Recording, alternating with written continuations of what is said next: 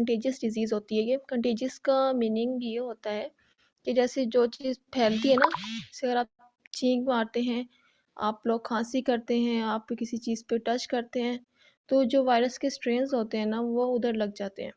जैसे आप किसी पब्लिक प्लेस में जाते हैं, वहाँ किसी को इन्फ्लुएंजा वायरस है। नॉर्मली जैसे हमारे स्नीज़ करना और कफ़ करना तो नॉर्मल हमें लगता है। लेकिन अगर अगला पर्सन जो स्नीज़ कर रहा है, कफ़ कर रहा है, वो अपने आप को कवर नहीं करता, तो वो क्या करता है कि उसके स्ट्रेन्स जो होते हैं, एयर ड्रॉपलेट्स जो होते हैं, आपकी हवा में आ जाते हैं और जो आस-पास के लोग हैं, वो उससे इफ़ेक्ट होते हैं। तो इसलिए हम इसको कंटेजियस कहते हैं, ठीक है? और ये आपके अपर एंड लोअर रेस्पिरेटरी ट्रैक्ट दोनों को इफ़ेक्ट कर रहा होता है, यानी कि आपकी नोज़ से लेकर आपके लंग्स तक ओवरऑल हर चीज़ को। वबा जो फैलती है ना, वो ज़्यादातर type A and type B 2 तरीके से फैलती है। ये 2 जो वायरस होते हैं ना, इसकी वजह से। अच्छा, इसकी टाइप्स क्यों होती हैं वायरस की? वायरस तो एक ही होता है, लेकिन जो उसके अंदर प्रोटीन्स होती हैं ना, उसकी जो कवरिंग के ऊपर जो प्रोटीन्स अटैच होते हैं, उसकी डिफ़रेंस की वजह से इसकी जो है टाइप्स चेंज होती हैं। और टाइप ए एंड बी जो हैं वो आपको नॉर्मली जो है इफ़ेक्ट कर रहे होते हैं। तो टाइप ए जो होता है उसकी सब टाइप्स भी होती हैं। उस खाली ए टाइप के इतने ज़्यादा स्ट्रेन्स होते हैं कि आपको मुश्किल हो जाता है उसको डिफ़रेंशिएट करना कि ये एक वायरस के इतने ज़्यादा स्ट्रेन्स कैसे हो सकते हैं। जो उसकी ए टाइप है उसके अंदर भी 2 तरह की प्रोटीन है और उस एक प्रोटीन के अंदर इतने सारे कॉम्बिनेशंस बन जाते हैं कि एक ही होती है ना, उसके जो है ना स्ट्रेन्स एक कंटिन्यूअसली चेंजिंग होते हैं। इसको हम जेनेटिक ड्रिफ्ट बोलते हैं। ये मैंने इसके अंदर नेम मेंशन नहीं किया जेनेटिक ड्रिफ्ट का। तो जेनेटिक ड्रिफ्ट का मतलब ये होता है कि इसके जो जीन्स के अंदर एक एबिलिटी होती है कि वो अपने आप को कंटिन्यूअसली चेंज कर लेता है। यानी कि सीज़न वाइज़ वो चेंज करता रहता है अपने आप को। तो इसकी जो वैक्सीन है वो भी सीज़न वाइज़ चेंज इसीलिए होती रहती है। ठीक है? टाइप बी जो है वो उसकी कोई सब टाइप नहीं होती, उसकी एक ही टाइप है। और टाइप सी जो है वो लेस उसको ज़्यादा हम नोटिस में नहीं लेते क्योंकि ये माइल्ड सी इलनेस करता है। इसको हम प्रोलॉन्ग इलनेस में नहीं लेके जाते। और टाइप डी जो है वो ज़्यादातर आपके कैटल जैसे हम कहते हैं बर्ड फ्लू हो गया, आपके चिकन के अंदर फ्लू हो गया, इस तरह के नाम आपने सुने होंगे। तो ये जो टाइप डी है ये ज़्यादातर कैटल्स को जो है अफेक्ट कर रहा होता है। अच्छा, अब हम इसकी देख लेते हैं एपिडेमियोलॉजी, यानी कि ये पास्ट में जब ये वायरस आया था तो 1918 में सबसे ज़्यादा जो बड़ा पेंडेमिक था, उसने 1/3 ऑफ वर्ल्ड पॉपुलेशन को किल कर दिया था। देखिए इतनी ज़्यादा पॉपुलेशन सिर्फ़ एक आपकी कहते कहते हैं कि फ्लू से आपकी कैसे किल हो गई। क्योंकि स्टार्ट में जब ये आया तो इसकी वैक्सीन नहीं थी और इसने लोगों को इफ़ेक्ट किया, ठीक है? जब लोग इफ़ेक्ट हुए और जब लोगों की डेथ्स होने लगी, इससे ज़्यादा जब इसकी रेशियो बढ़ी तो ये एक पेंडेमिक हो गया, यानी कि ये पूरे वर्ल्ड में काफ़ी सारी कंट्रीज़ में इसका ये फैल गया था अचानक से, ठीक है? तो उस वक़्त 1/3 पॉपुलेशन जो थी वो किल हो गई थी, ये डब्ल्यूएचओ की रिसर्च है। इसके अलावा टाइप ए और बी जो थे ना, ये दोनों थे जिन्होंने ये पैंडेमिक और एपिडेमिक जो था फैलाया था, ठीक है? बाकियों को तो मैंने बताया ना वो लेस डिटेक्टेड था और वो नहीं था ह्यूमन्स में। और तो टाइप ए और बी जो थे ना, ये दोनों मोस्टली जो उस वक़्त डिटेक्ट किए गए कि ये जो है एपिडेमिक कॉज़ कर रहे हैं। रिसेंट जो हमारा आया था वो 2009 में आया था, सॉरी। तो उसके बाद जो है अब तक जो है कोई भी इसका पेंडेमिक नहीं आया। बस ये है कि सीज़नल ये वाइज़ ये चलता रहता है, लेकिन इसका जो एक पेंडेमिक होता है जिसमें हर बंदे को जैसे कोरोना वायरस आया था ना, इसी तरह का ये आया था। उसके बाद से ये नहीं आया, इसकी जो वैक्सीन है वो अपडेट होती रही उसके बाद। और रिस्क पर कौन सबसे ज़्यादा लोग हैं जो इसमें रिस्क पे ज़्यादा होते हैं? नॉर्मली तो जैसे हम लोग हैं ना, हम लोगों को कभी भी हो गया फ्लू, जैसे कि हम ज़्यादातर ना ज़ुकाम को हम फ्लू कह देते हैं, लेकिन फ्लू का अक्सर मतलब यही होता है असल जो कि आपको ज़ुकाम, खाँसी, बुखार और जितनी भी लामात आती है ना सारी मिलके, जैसे कोरोना की थी लामात वही सेम इसकी हैं। एहतियात करनी होती है, वो होते हैं कि बच्चे जिनकी एज 5 साल से कम है, बड़े जिनकी एज 65 ईयर्स से ऊपर है, ओल्डर पीपल, ठीक है ना? वो ज़्यादा रिस्क पर आ जाते हैं। आपको पता है ना, एक बचपना और एक बुढ़ापा, ये दोनों एक सेम फैक्टर होते हैं जिसमें जो इम्यूनिटी लेवल होता है वो बहुत कम होता है। तो किसी भी डिज़ीज़ के, किसी भी वायरल इन्फेक्शन, बैक्टीरियल इन्फेक्शन लगने के चांसेस बहुत ज़्यादा होते हैं। और कुछ प्रेग्नेंट वुमेन होती है, इनके अंदर चांसेस ज़्यादा होते हैं। इसके अलावा वो लोग जिनके अंदर क्रोनिक मेडिकल कंडीशंस, जैसे कि कोई अगर हार्ट पेशेंट है, कोई किडनी का पेशेंट है, कोई आपके लीवर पेशेंट है और कोई किसी को कैंसर है, उसकी केमोथेरेपी चल रही है। तो इस तरह के लोग होते हैं ना, इनको भी ज़्यादा एहतियात की ज़रूरत होती है किसी भी वायरल बैक्टीरियल इन्फेक्शन के लिए, सही है? क्योंकि कीमोथेरेपी के अंदर आपको पता है इम्यूनोसप्रेसेंट ड्रग्स दी जाती हैं, जिससे इम्यूनिटी लेवल बंदे का बहुत कम हो जाता है। तो इसलिए उन लोगों को बहुत जल्दी कोई भी इन्फेक्शन जो है लग सकता है। इसके अलावा हेल्थ केयर वर्कर्स होते हैं जो कि एक हेल्थ केयर वर्कर्स फिर रहे होते हैं पेशेंट्स के इर्द, तो उनका जो है इनसे कांटेक्ट ज़्यादा हो जाता है क्योंकि वो टच करते हैं। इसके अलावा उनके रेस्पिरेटरी ट्रैक में भी जा रहे होते हैं, तो वो लोग भी ज़्यादा रिस्क पे होते हैं, इसलिए उनको अपनी सफाई का और सैनिटेशन का बहुत ज़्यादा ख्याल रखना होता है। ठीक है, डायग्नोसिस अगर हम देखेंगे, एक पेशेंट है, आपके पास आता है एक पेशेंट, आपको कैसे पता चलेगा कि इसके अंदर कौन से वायरस ने अटैक किया, या बैक्टीरियल इन्फेक्शन है, ये वायरल इन्फेक्शन है, रेस्पिरेटरी ट्रैक्ट का, ये तो हम देख के बता देंगे क्योंकि उसके हम सिम्टम्स सब देखेंगे, उसको फ्लू है, उसका गला ख़राब है, ठीक है, उसके जो है रनी नोज़ है, उसका हेडेक है, फ़ीवर है, चिल है, सारे इसके सिम्टम्स में आते हैं, ये सब उसको है, हम देख के कहेंगे कि उसको कोई रेस्पिरेटरी ट्रैक का इन्फेक्शन है। लेकिन वो कैसे पता चलेगा कि ये इन्फ्लुएंज़ा है, आइदर ये कोरोना है, आइदर ये दूसरा जितने भी वायरस, बहुत सारे ऐसे होते हैं जो कि आपके रेस्पिरेटरी ट्रैक को कर रहे होते हैं। तो अगर हम एक पैंडेमिक से गुज़र रहे हैं, जैसे कि हमें पता है कि आजकल ये वायरस बहुत इन है, तब तो हम कह देंगे कि ये फलाँ वायरस है, हम उसको वैक्सीन, उसका एंटीवायरल ड्रग हम उसको दे देंगे। लेकिन अगर वो अब स्पेसिफ़िक जैसे आजकल के सीज़न में हमें नहीं पता कि इसको ये सब क्यों हो रहा है, तो हम उसको स्पेशल जो है डॉक्टर आपको सजेस्ट करेगा कि इसको लैब टेस्ट आप करवाएँ। ठीक है, तो लैब टेस्ट होते हैं इसके स्पेशल, एंटीजन डिटेक्शन होते हैं, वायरस आइसोलेशन और आरएनए पीसीआर। तो इनसे आपको पता चल जाता है कि ये आपको इन्फ्लुएंज़ा वायरस है और इसकी कौन-सी अब ये स्ट्रेन चल रहा है, तो उसके हिसाब से आपको जो है ड्रग्स भी दी जाती हैं एंटीवायरल, एंड आपको अगर वैक्सीन आपने नहीं लगवाई भी तो आपको वैक्सीन भी लगवाई जाए। ठीक है, डब्ल्यूएचओ का एक नया सिस्टम आया है, global influenza surveillance and response system. ये हर टाइम मॉनिटर करता रहता है कि एंटीवायरस का रेजिस्टेंस, यानी कि एक नया वायरस जब आता है ना, तो वो पिछले वाले वायरस की जो वैक्सीन बनी होती है वो काम ही नहीं आती अगली दफ़ा।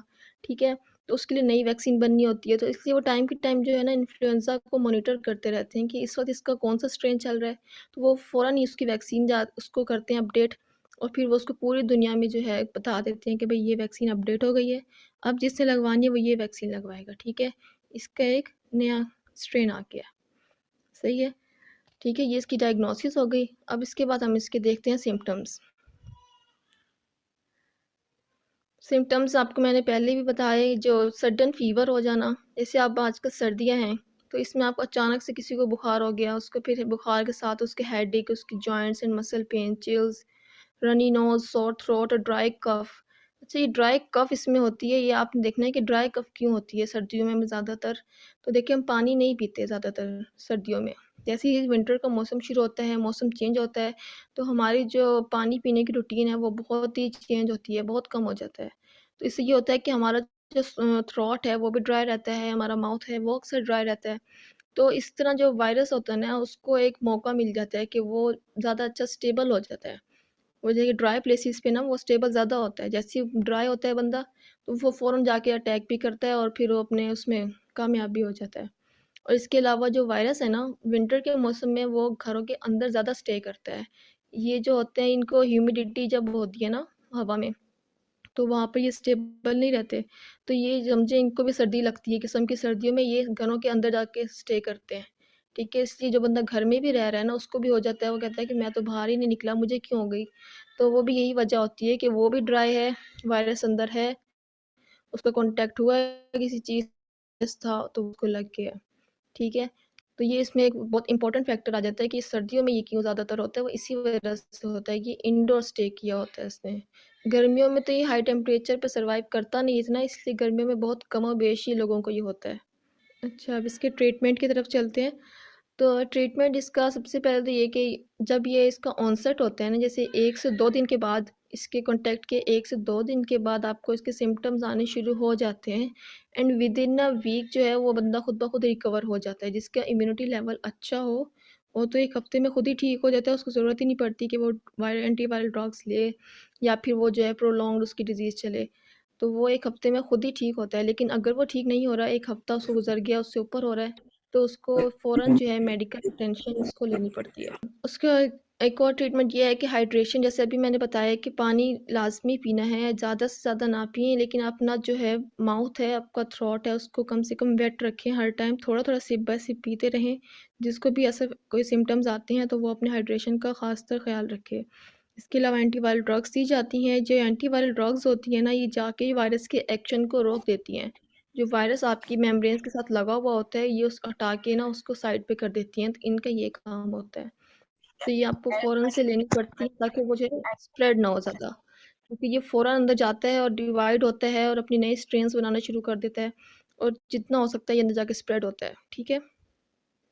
इसके अलावा ह्यूमिडिटी आपने मेंटेन रखनी है, अपने घरों को बिल्कुल बंद नहीं रखना, ठीक है? थोड़े से विंडोज़ ओपन रखनी है, बेशक सर्दी है, लेकिन थोड़े टाइम के लिए जैसे सन रेज़ थोड़ी-सी अंदर आ जाएँ, इस तरह आपने रखना है। इसके अलावा आप स्टीम लें, स्टीम से आपकी काफ़ी अच्छी जो रूम में भी ह्यूमिडिटी हो जाती है और आपको जो है बहुत इफ़ेक्ट पड़ता है स्टीम लेने से। ह्यूमिडिटी का ये आ जाता है इसमें।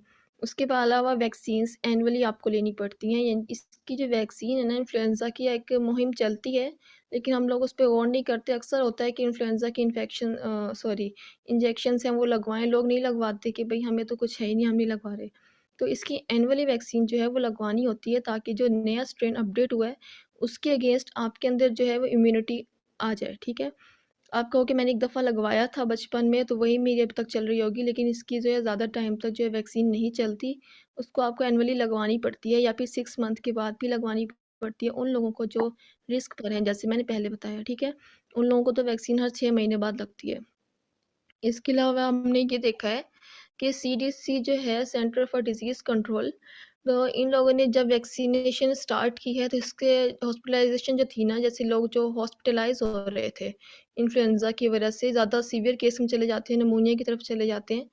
तो यानी कि जब आप एक वायरल इन्फेक्शन से कॉन्टैक्ट में आ गए और आपने उसको ट्रीट नहीं किया, ना कोई वैक्सीन लगवाई, ना आपने उसका ट्रीटमेंट किया, तो होगा क्या कि उसने आपको इतना वीक कर दिया आपकी इम्यूनिटी, तो आप बाकी जो इन्फेक्शन थे वो भी आपको ईज़िली साथ के साथ हो जाएँगे। यानी कि कोई बैक्टीरिया है वो ईज़िली आपको अटैक करेगा कि आपका तो इम्यून लेवल जो है वैसे ही कम हो रहा है, वो फ़ाइट कर के थक जाता है आपका इम्यून लेवल जो होता है।